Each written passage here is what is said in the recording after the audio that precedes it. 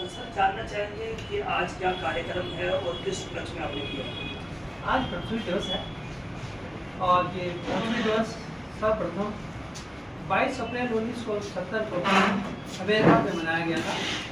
Gerald Nelson ने इसको शुरू किया था। उन्होंने देखा उनका प्यार धरती के प्रति अपार था।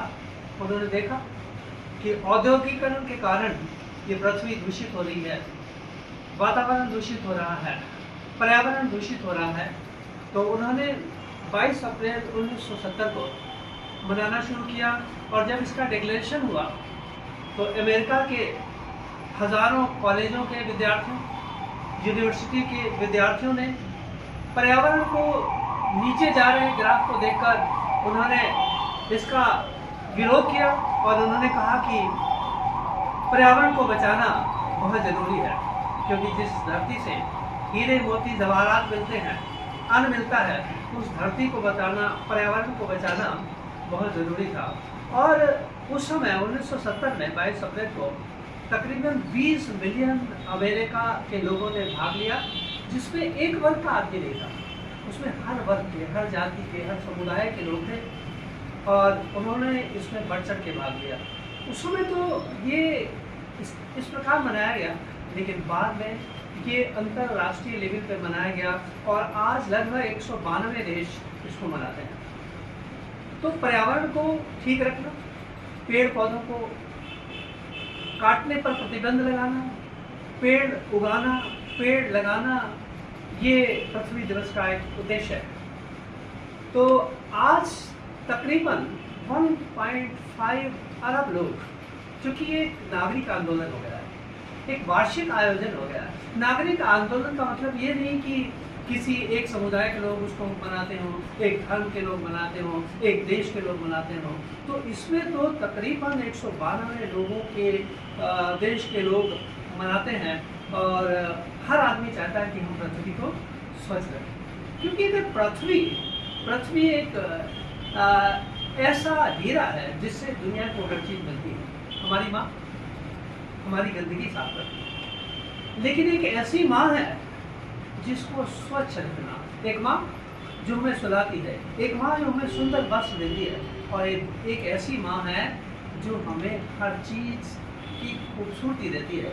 कैसे कैसे फूल हमें धरती से मिलते हैं, कैसे कैसी वनस्पति हमें धरती से मिलती है, कैसा कैसा खनिज पदार्थ हमें धरती से मिलता है, और जल ही जीवन है। अगर जल नहीं है तो जीवन नहीं है। और मैं यहाँ पर ये बताना चाहूँगा कि गुरु नानक साहब ने तो कमाल ही कर दिया।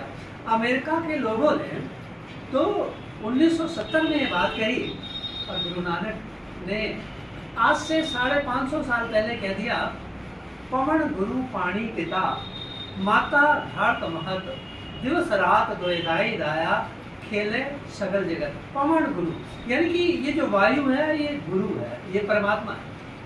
पवन गुरु पानी पिता, और पानी हमारा पिता। आज हम लोगों ने पानी को भी गंदा कर दिया, हमारी फैक्ट्रियों ने तो पानी को तबाह कर दिया है, हमारी नदियों को गंदा कर दिया है। फैक्ट्रियों का गंदा पानी जब नदियों में जाता है तो अफसोस होता है। और गेराल्ड नेल्सन को इतनी तकलीफ हुई, उन्होंने इसके लिए एक आंदोलन कर दिया, पवन गुरु पानी पिता। फिर गुरु नानक साहब कहते हैं माता धारत महत। उन्होंने क्या किया, धरती मेरी माँ है, धरती मेरी माँ है। हे धरती माँ, तेरी ये मिट्टी मेरे लिए है चंदन। हे माँ, तेरी ये मिट्टी मेरे लिए है चंदन, माथे पर लगाकर इसको नित नित करूँ मैं बंधन। तो ये अगर माँ है, तो यदि माँ को कोई गंदा करता है तो ये महापाप है। यदि माँ को कोई स्वच्छ नहीं रखता तो पाप है। वायु गुरु है, ऑक्सीजन है, इसको हमने गंदा कर दिया है। तो नेल्सन साहब ने इसको इस तरह से लिया कि आज दुनिया भर के देश इसको मनाते हैं और हर वर्ग का नागरिक इसमें भाग लेता है, और ये एक जन आंदोलन भी बन गया है, वार्षिक आयोजन बन गया है। तो हमें इसको मनाना कैसे, पृथ्वी दिवस को हम कैसे मनाएंगे? पृथ्वी दिवस को मनाने का तरीका है कि हम प्लास्टिक का प्रयोग ना करें या बहुत कम से कम करें। प्लास्टिक का प्रयोग प्लास्टिक वातावरण को कितना दूषित करता है, वायुमंडल को कितना दूषित करता है, धरती को कितना गंदा करता है। तो इसका प्रयोग हम ना करें। पृथ्वी दिवस मनाने का उद्देश्य कैसे मनाएंगे पृथ्वी दिवस? पृथ्वी दिवस को कैसे मनाएंगे? हम कपड़े के थैले का प्रयोग करें। पृथ्वी दिवस को कैसे मनाएंगे? हम नल के पानी को कम से कम यूज करें, शॉवर को कम से कम यूज करें। और पृथ्वी दिवस को मैं आपको एक अनुरोध करूंगा कि आज पृथ्वी दिवस है, हर नागरिक का ये दायित्व है कि इसको मनाए। कैसे मना सकता है? कि 8:30 से लेकर 9:30 तक तमाम जो इलेक्ट्रिक पॉइंट हैं, इलेक्ट्रिक उपकरण हैं, इनको अनप्लग कर दिया। 1 घंटे के लिए यदि दुनिया में इनको बंद कर दिया जाए तो ये ऊर्जा का सदुपयोग होगा। ऊर्जा का सदुपयोग करना भी पृथ्वी दिवस को मनाने का एक तरीका है। तो आज हमारे भारतवासियों को नहीं, पूरे संसार के नागरिकों को, लोगों को ये चाहिए कि पृथ्वी दिवस को इस प्रकार मनाएं ताकि जो पृथ्वी को बनाने वाला है, हम भगवान की पूजा करते हैं पर भगवान की बनाई हुई रचना को प्यार नहीं करते। क्या है? भगवान, भगवान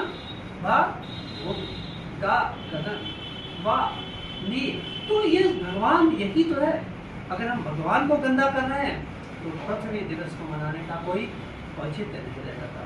जलवायु, आज देखिए कि हमारा जलवायु परिवर्तन हो रहा है क्योंकि हम ऊर्जा का सही प्रयोग नहीं कर रहे हैं। हम वनों को काट रहे हैं, हम पौधों को काट रहे हैं। तो जब ये पौधे जो कि हमें ऑक्सीजन देते हैं, अगर हम इनको काटेंगे तो फिर वो प्रकृति भी हमसे खुश नहीं होगी। तो हमारा ये दायित्व, हम सभी लोगों का दायित्व है कि हम पौधों, हर व्यक्ति हर साल यदि एक पौधा लगाए और इसी दिन लगाए तो ये दुनिया स्वर्ग बन जाएगी। ये दुनिया स्वर्ग है, पर बनेगी कब? हर मनुष्य का, हर मानव का एक परम कर्तव्य है कि आज के दिन एक पौधा लगाए। फिर क्या होगा? हमारे पास ऑक्सीजन ही ऑक्सीजन होगा। और ये जानना चाहेंगे कि अभी हमने एक खबर भी प्रकाशित की है स्मार्ट सिटी के ऊपर कि हमने खबर में लिखा था कि स्मार्ट सिटी के ऊपर 302 का मुकदमा होना चाहिए, हत्या का मुकदमा। जैसे कि प्रधानमंत्री योजना के तहत उन्होंने बीच में भी लाखों पौधे रोपण करवाए, परंतु लोग 4 पौधे लगाकर फोटो खिंचवाते हैं, सोशल मीडिया पर वायरल करते हैं या फिर मीडिया वालों को देते हैं, लेकिन उन पौधों की रक्षा करना, वो जीवित हैं या पौधे प्यासे मर रहे हैं, उससे किसी को मतलब ही नहीं। इस बारे में आप क्या कहना चाहेंगे? आपका बड़ा खूबसूरत प्रश्न है।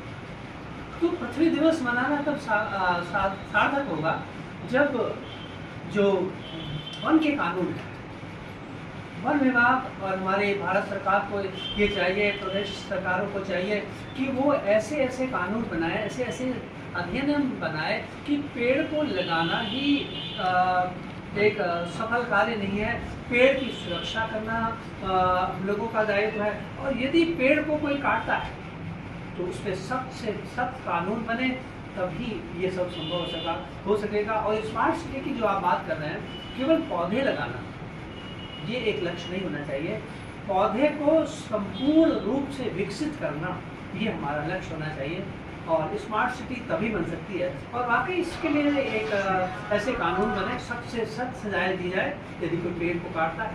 और दूसरे भी आपने बात कही कि प्लास्टिक वर्जित होनी चाहिए, परंतु विभाग जो है आए दिन छोटे दुकानदारों पे छापा मारता है, हजारों का जुर्माना डालता है, जिसके पास मात्र 50 ग्राम पन्नी निकलती है, परंतु फैक्ट्रियों में कोई रोक नहीं लग रही, होलसेल में कोई रोक नहीं लग रही।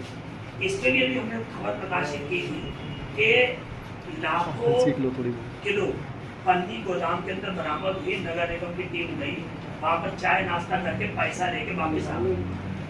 तो ऐसे विभाग के लिए आप क्या मांग करते हैं सरकार से और इन पर क्या कार्रवाई होनी चाहिए? तो हम सरकार से ये मांग करते हैं कि ऐसे विभागों पर कड़ी नज़र रखी जाए, ऐसे कर्मचारी अधिकारियों पर कड़ी नज़र रखी जाए, क्योंकि जो हम नियम बनाते हैं उसका हम पालन नहीं कर पाते। और जब तक कि कठोरता से पालन नहीं होगा, अगर हम लोग, हमारे विभाग, हमारी सरकार इसको कठोरता से पालन करवाए तो हमारे नियम लागू होंगे और तभी ये हमारे उद्देश्य सफल हो सकते हैं। नहीं तो केवल पेपर में रह जाता है। आप एक अच्छी खबर छापते हैं और इससे लोगों को शिक्षा मिलती है, लोग जागरूक होते हैं। तो हर नागरिक का भी ये फर्ज है कि ऐसी घटनाओं के प्रति वो जागरूक रहें और सरकार को बताएं, अधिकारियों को बताएं।